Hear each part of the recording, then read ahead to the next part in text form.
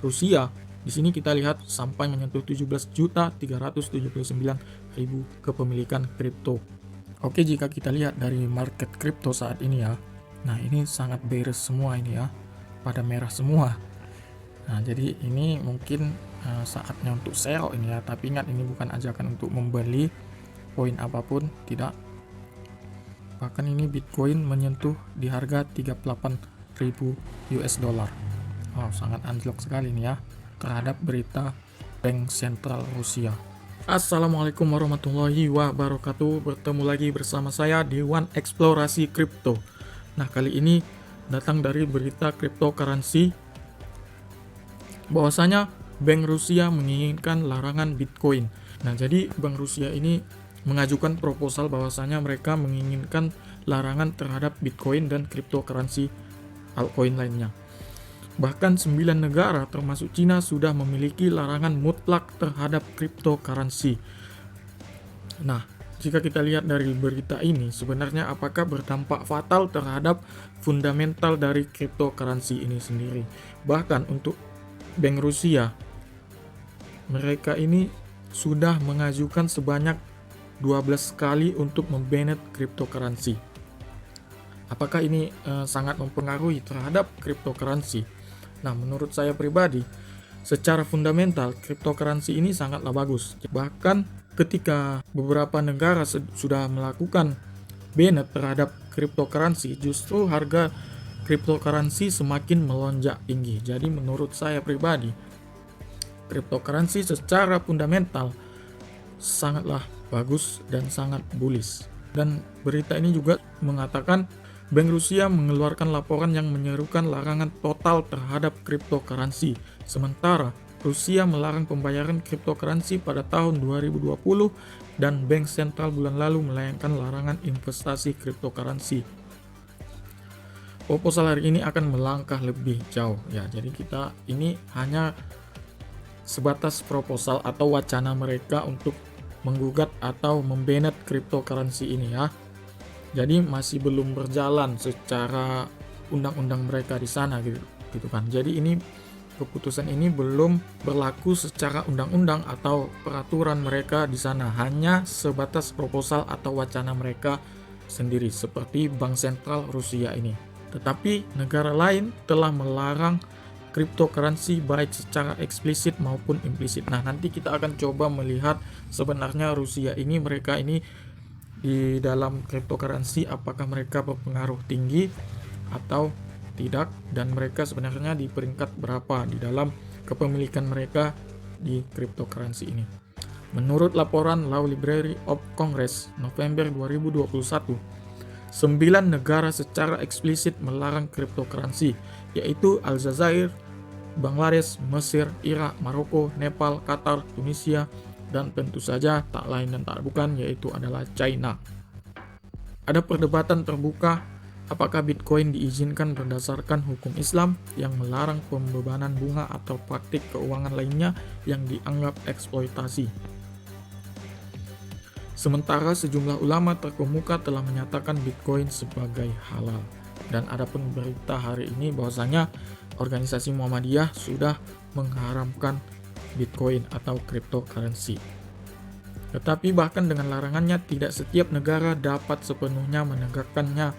Cina, negara terpadat di dunia, memiliki alasan tersendiri untuk melarang cryptocurrency. Cina saat ini sedang menguji coba mata uang digital bank sentralnya, versi virtual yuan. Nah, untuk berita-berita seperti ini sudah sering. Sekarang kita lihat Rusia ini sebenarnya berada di peringkat berapa untuk berinvestasi di cryptocurrency ini atau ambil andil dalam cryptocurrency. Oke. Sekarang kita lihat di cryptocurrency across the world, global crypto adopsi. Nah, seberapa pentingkah Rusia dalam mengadopsi kripto ini ya? Sekarang kita lihat di sini, adopsi cryptocurrency tumbuh di seluruh dunia tentu saja. Makanya cryptocurrency ini menurut saya sangat bullish sekali gitu ya.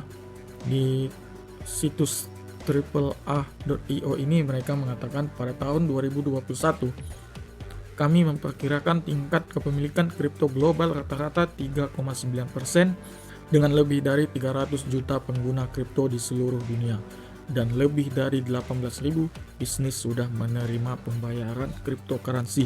Nah, inilah yang saya katakan secara fundamental ini sangat bagus sekali gitu ya, karena banyak pebisnis bahkan media-media sosial sudah menerima cryptocurrency ini. Nah, jika kita lihat kapitalisasi pasar Bitcoin mencapai 1 triliun US dollar pada Februari 2021. Bitcoin merupakan 66% dari total kapitalisasi pasar cryptocurrency pada tahun 2020. Negara-negara teratas yaitu, nah di sini bisa kalian lihat, yang nomor 1 yaitu India, sudah jelas 100 juta, bahkan mereka peringkat nomor 1 di sini ya, dengan kepadatan penduduk mereka juga gitu ya kan. Tentu mereka menjadi nomor 1 atau teratas di dalam pengadopsian cryptocurrency ini ya. Yang kedua bisa kita lihat yaitu Amerika Serikat sebanyak 27 juta. Untuk kepadatan penduduknya ya juga sangat padat sekali. Setelah itu disusul oleh Nigeria sebanyak 13 juta. Setelah itu Vietnam 5 juta. Setelah itu Inggris Raya 3,3 juta. Demografi pemilik 79% pria dan 21% adalah wanita. Di sini kita lihat 58% berusia di bawah 34 tahun dan bahkan di sini kita lihat 82% memiliki gelar sarjana atau lebih tinggi. Nah, ini bisa kita lihat ya, bahwasanya di sini adalah kepemilikannya itu bahkan sarjana atau bahkan lebih tinggi. Artinya orang-orang cerdas ini yang memiliki pikiran-pikiran ke depan karena mereka berpikiran sebagai aset investasi. 36% memiliki pendapatan tahunan lebih dari 100.000 US dollar gitu ya. Wow, ini cukup banyak sekali ya. Nah, kita ya sebagai ikan-ikan kecil ya berupaya mengikuti ikan-ikan besar ini tadi ya, para whales ini tadi. Nah, ini dia beberapa negara yang jumlah kepemilikannya kita bisa lihat di sini. Ukraina 5.500.000 sekian. Rusia di sini kita lihat sampai menyentuh 17.379.000 kepemilikan kripto. Jadi ya cukup besar juga gitu ya kan. Jadi ketika berita ini hadir gitu kan, tentu sangat mempengaruhi pasar kripto. Karena berita-berita ini sangat berpengaruh terhadap cryptocurrency gitu ya. Jadi ada yang panik jual, ada yang panik beli gitu kan. Semuanya saling mempengaruhi gitu kan. Jadi bagaimana dengan kalian? Apakah pada saat market bearish seperti ini, pada saat anjlok seperti ini, apakah kalian panik jual atau panik sell? Jadi kalau saya pribadi masih nge-hold cryptocurrency ini karena saya percaya masa depan dari cryptocurrency ini. Karena saya sistemnya sistem investasi, jadi ada uang lebih sedikit saya akan investasikan ke cryptocurrency ini. Pada saat sekarang ini cryptocurrency ini sangat anjlok sekali ya, karena kan ya Rusia ini ya kita bisa tahu mereka ini sangat banyak sekali, bahkan 17 juta kepemilikan kriptonya gitu ya. Ini Amerika Serikat 27 juta. Nah, di sini kita lihat India sampai menyentuh 100 juta kepemilikan. Wow, ini cukup banyak sekali nih ya. Nah, beberapa negara kepemilikan cryptocurrency. Nah, jika cryptocurrency ini semakin berkembang pesat gitu kan, atau perusahaan-perusahaan banyak mengadopsi cryptocurrency, tentu ini akan membuat atau melonjaknya harga cryptocurrency. Nah, di sini banyak ya, Malaysia juga termasuk di sini. Indonesia sebanyak 7.200.000 kepemilikan cryptocurrency ini ya. Ini bisa kalian lihat di sini ya. Nah, sangat banyak sekali gitu ya. Indonesia sendiri bahkan mengalahkan Belanda ataupun Malaysia.